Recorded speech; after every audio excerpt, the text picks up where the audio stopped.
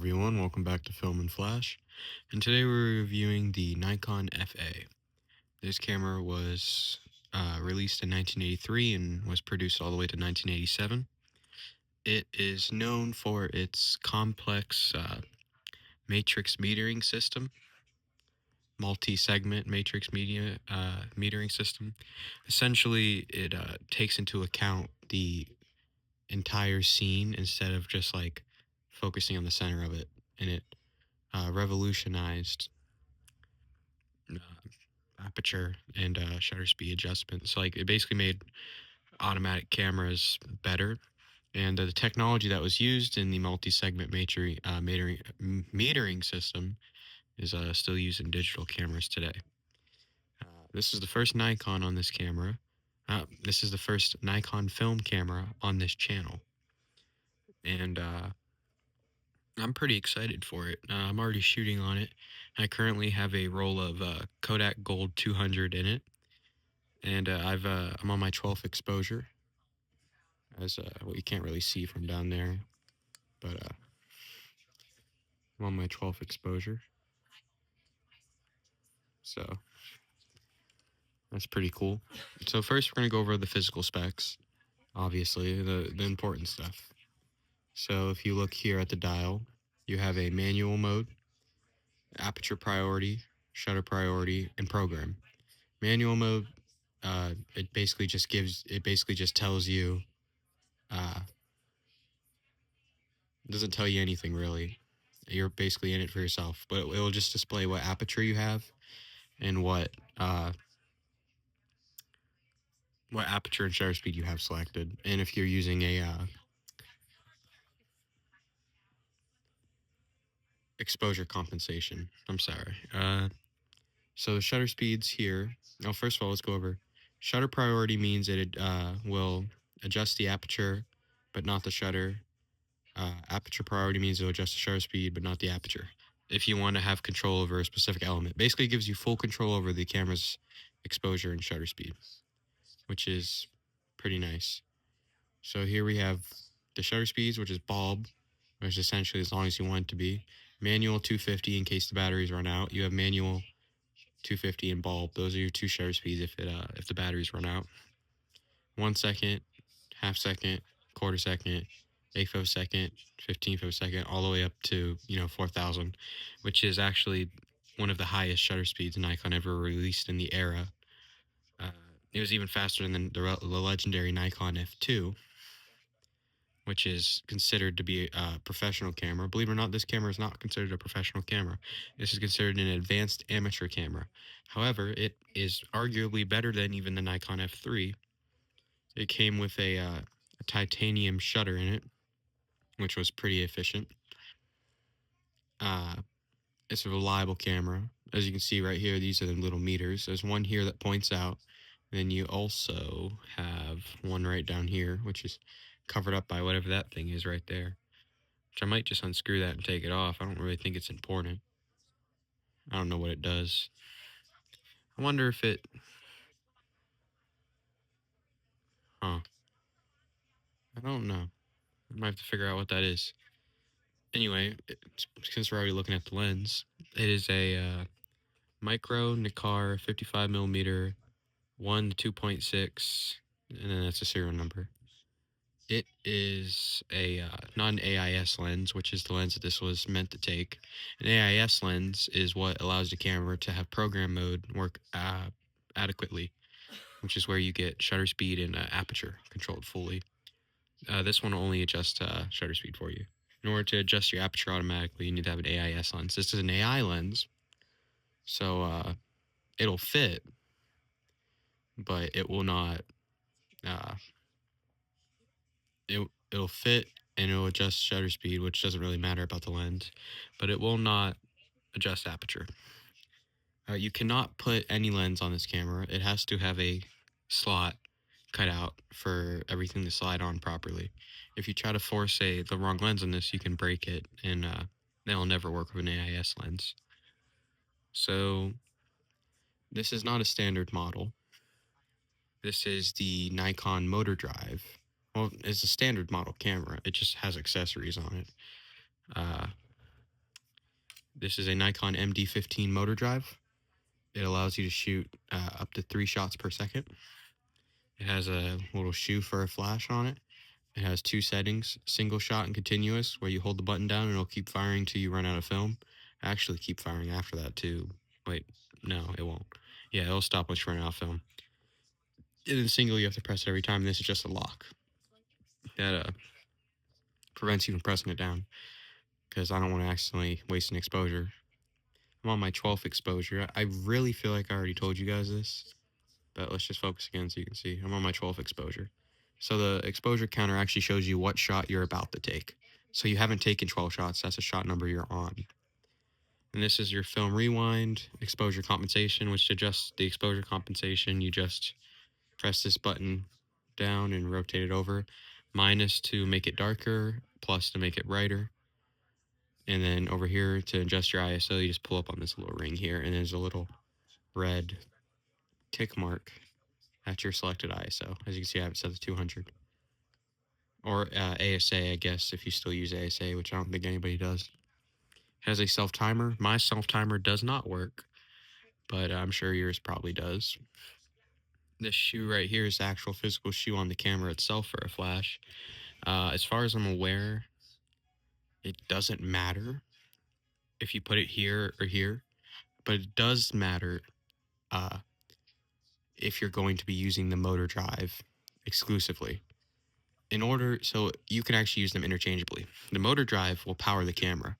So if you're like worrying because you got to go on Amazon to buy batteries to go into the camera, I think it's like 1.5 volt silver oxide or something batteries you got to put in it. Calm down. You don't have to go and buy them. If you have the motor drive, you just put the 8 AA's in it, and it'll power the entire camera. So that's nice. But the reason what I was trying to get at is when it has this on, it's only going to operate with this. Unless you pull this little thing out right here, and that will turn off the safety, so then you can press the shutter here. So that basically overrides this. This will still power the camera, but it now allows you to use the manual controls up here instead of using everything automated right here. So that's a little nice thing that you can do. But so I was going to say, if you're going to be using the flash on the actual body itself, you're going to want to pull this out and use this. But if you're going to be using the flash here, you're going to want to put the flash in here and use it. So it just depends on what you're using. I imagine if you have the motor drive, you're going to put it here, but I'm just saying you can use it either or. Like maybe this one's corroded and you won't work. To take it off, you just unscrew this. The little thread actually rotates. So you just put the line in, and then you take this and rotate it, and that thread will screw itself in, and it'll push itself up and lock in. I'm not going to take it off just in case it could possibly mess something up, because I mean, I don't want to ruin this roll. This is actually my first time shooting on film. So if you think I shouldn't be making YouTube videos about film cameras, you wouldn't be, it's not a crazy thing to say, but if it makes you feel any better, I know a lot about cameras. Your batteries go right here. You just, pull this little tab up and unscrew it, nothing to it. Right here is your little battery checker. Then your film rewind. You push this up and it'll rewind the film. Then the dial's also back here if you want to rewind it. Now I'm going to. I could, if I turned the flash off, I would be able to let you look up in here so you could see what the viewfinder looks like. This right here is it blocks light from coming in from the viewfinder. So if you're going to be doing long exposures, you don't worry about light leak. So say you're taking a picture in the night sky, or maybe, and you have like a tripod set behind you with the flash on, you would turn this up. Obviously, the only bad part about this is you can't see your shot with it up. But if you have it on a tripod and you're doing a long exposure, that shouldn't be an issue. It looks like you can mount something else here. I don't know. It just looks like it. Like I think you can mount maybe an external exposure meter as well. If you hold this little thing right here and push it over while advancing the film, it'll allow you to take a double exposure or triple exposure, as many exposures as you want. And then to rotate this from its different modes, you just take this little ring dial and move it all around. I have my manual mode set to 500 right now. I was doing some shooting. I assume you guys know how to use a lens, but all of them are the same. Focus here tells you the distance. Aperture is the ring back here. Pretty simple, straightforward. To take the lens off, you press this little silver button in right here. Unscrew it. And then we're down here, actually. There is a little button that you press in and push and rotate it this way. And the little red dot will show up, and that will disable the camera's advanced metering system, and it will use a more simpler one. I don't really know why you'd want that. Maybe you want less interference, or you're doing a very specific task, like you're shooting at a concert, and you don't want it to confuse the metering system with 360 view. You want to just focus through the lens. That's when you'd want to do that. But this little button here, no idea what it does. Genuinely have no idea. I tried clicking it. I don't get it. It's probably not important. I don't really think you need to use it. There's not a whole lot more to say about this camera as far as the physical outside features go. I have a strap on it. I will tell you, fully loaded with 8 AA batteries, a lens, and a motor drive. It's a heavy camera. It probably weighs about 6 pounds. So I would probably put a better strap on it than I put on it, but I can handle it. A little cool thing is I have a Canon lens cap for it, because I couldn't find the lens cap, and it's the only thing I had that fits. This is my only Nikon lens I have. Like I said, I don't really have many Nikons on the camera, on the channel. The motor drive does have a tripod mount, so don't worry about that. There are these little tabs that you have to unscrew. There's one on the bottom that you have to unscrew to mount the camera, to mount the motor drive on, and then there's also another one you have to take off here, right below where the grips put in. Don't lose those, because actually, you can probably buy replacements for them, or just take them off of another camera. There's actually another Nikon FA where I bought this from. It's the black version. I kind of want it. If it's still there in 2 weeks, I'm going to buy it. Just because I feel like it'd be cool to have a black version of it, because I really love the camera. Because it's really convenient as far as like automatic shutter speed goes, and I really like its suggestions. I feel like it knows what it's doing. I still sometimes prefer to use it in manual mode depending on what I'm doing. But if I wanted something I could use quick for, say, professional photography, like not professional, but like workplace photography, I would use it, like in its automatic mode. But if I'm using it recreationally for creative stuff, I would definitely not use it in like its automatic mode. Because like as much as I like automatic mode, I like what I do better. So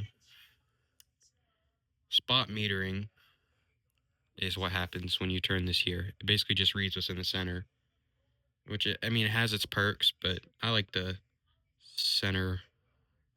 I like the matrix exposure the most, honestly. So it does have 3 metering options. Matrix, obviously.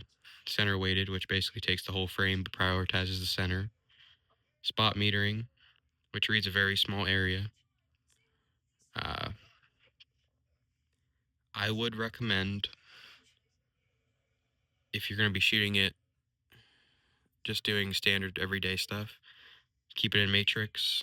Or if you're doing landscapes, matrix, or street photography, matrix, or portraits, and then you'd want to use center weighted for portraits, obviously. And then if you're doing like high contrast scenes or something that's backlit, or like concerts, so like something like that, you would use spot metering.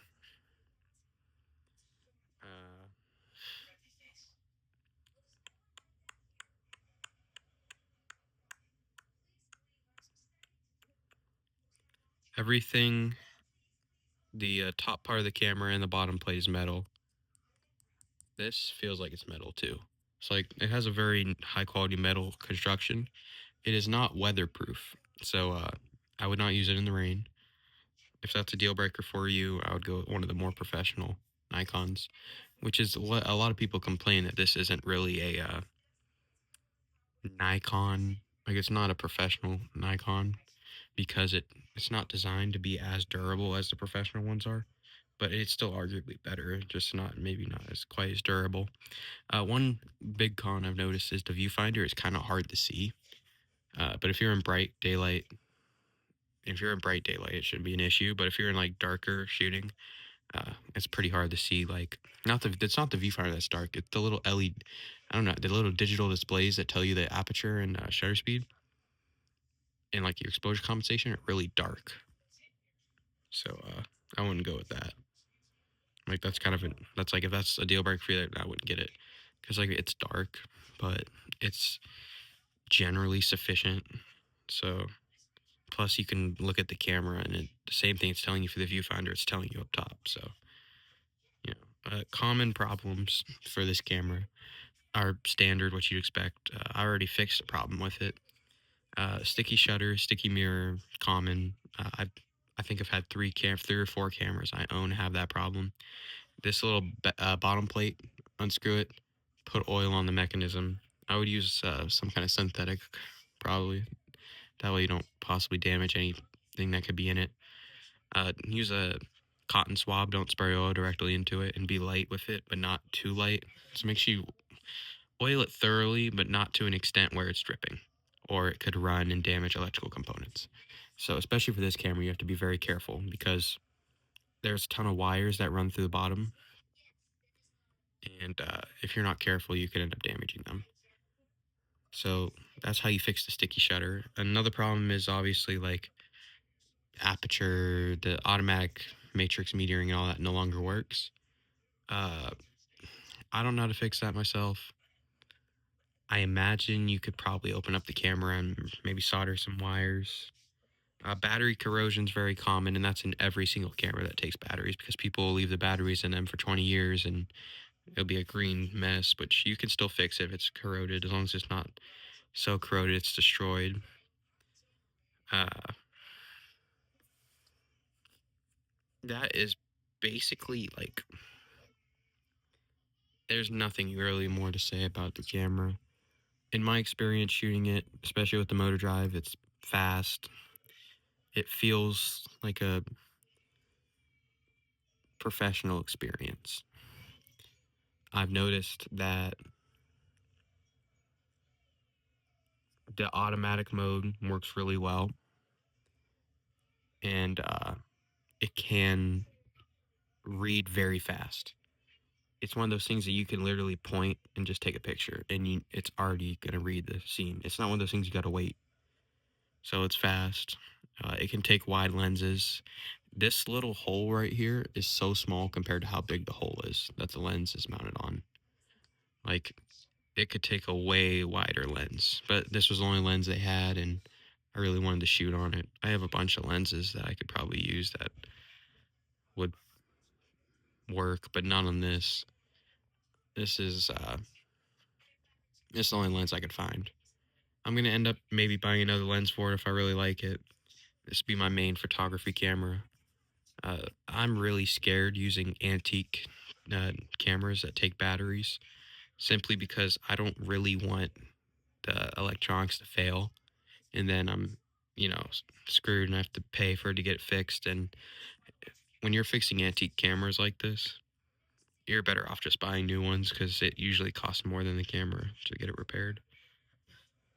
And I found that the lenses are ridiculously expensive for some reason, unless you're buying at a flea market or from a garage sale, which is where I buy all my cameras.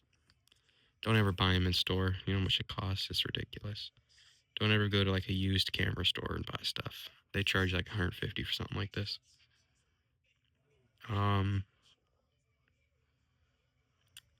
I would say what I recommend this camera is obviously something I always do at the end of my videos. And I would say for most people, even I would say like professionals, beginners, even people who occasionally shoot, it is probably the best film camera that you could possibly buy. I mean, unless you're talking about like Leica or Hasselblad, that's in its own category. But the best consumer camera, film camera you could buy would probably be this. Its metering system, its durability, because it is still extremely durable, even though it's not as durable as a professional camera.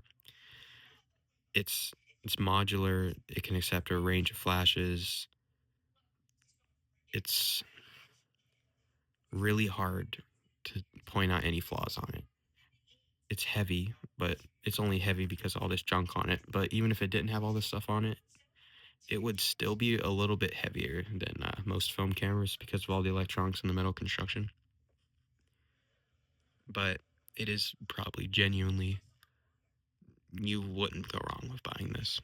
Like, even if you were paying $150 for it, assuming you got one that worked perfectly and had no problems, it is definitely worth it.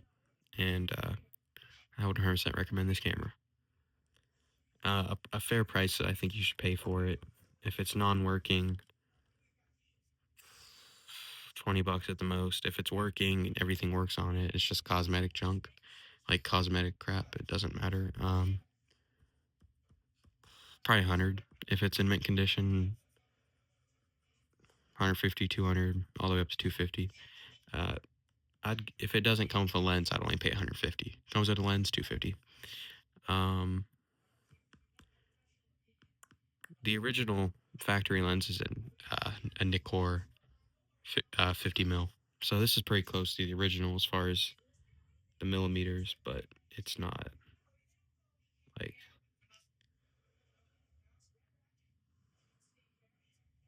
I don't even know what I'm talking about anymore. I'm tired. That's basically everything you need to know. Thank you guys for watching. Please like and subscribe, and film flash out.